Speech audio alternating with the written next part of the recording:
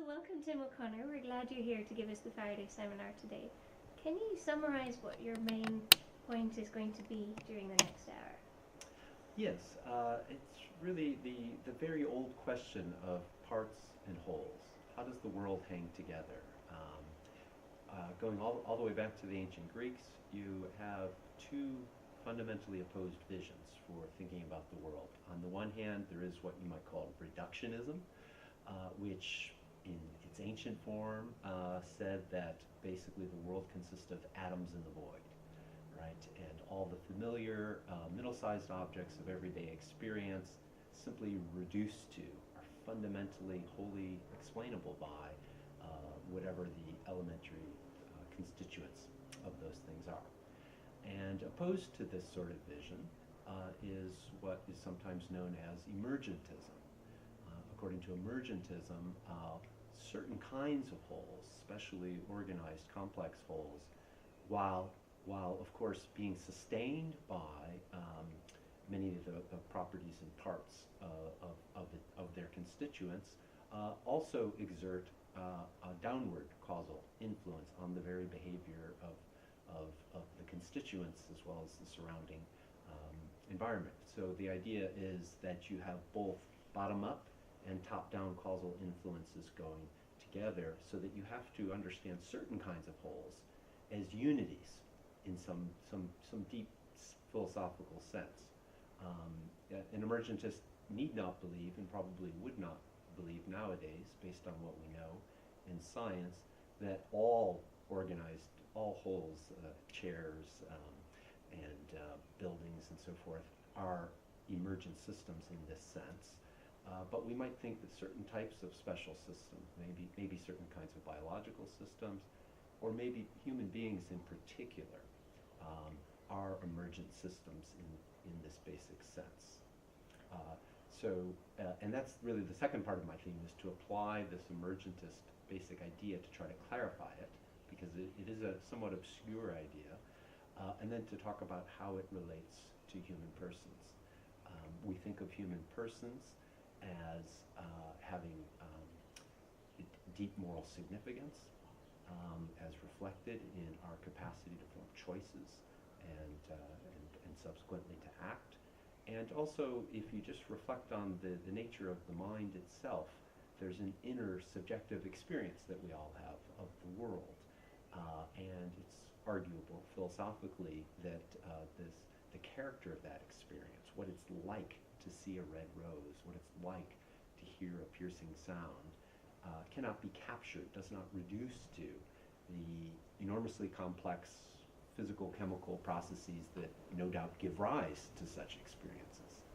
And so I'm basically wanting to talk about that theme, relate it to contemporary science, to give it a more concrete sort of character than the very abstract way I've been characterizing it now.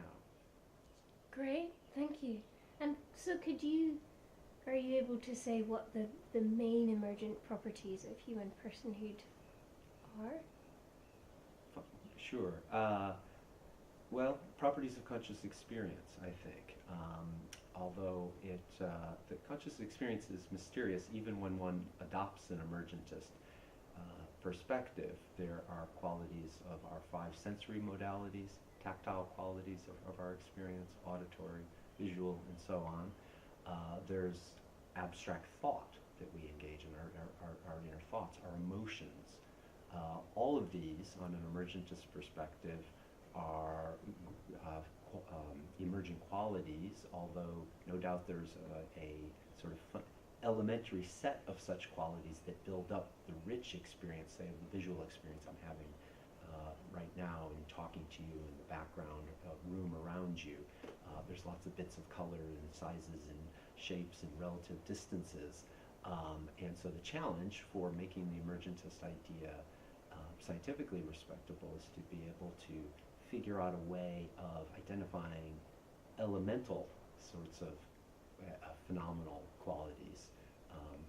Beyond that, I think the capacity of choice itself needs to be understood as a fundamental capacity. If all of my choices are simply the outworkings of impersonal physical processes going on in my brain, then it seems very doubtful that we are correct in attributing moral significance to those choices and to holding one another accountable for the choices that we make. Mm-hmm.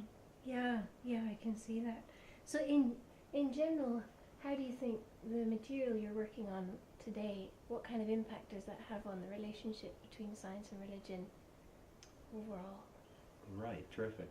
I think it's a foundational assumption of most religious ideas, certainly of Christianity, the religion with which I'm most familiar, to think of human persons as having deep moral significance, right? So we suppose that inflicting harm or even death upon a human being under most circumstances is a grave moral wrong. I think that presupposes an understanding of human persons as having a kind of significance that doesn't attach to chairs, say, that we could smash to bits and no great moral event has occurred. So the value of persons is as an assumption of religious ideas, and if one rejected that, if one adopted an extreme reductionistic picture, then one would have a hard time reconciling that with certain religious ideas about persons. So that is, I think, the fundamental point of connection between the philosophy of emergence and the science religion. Great, thank you.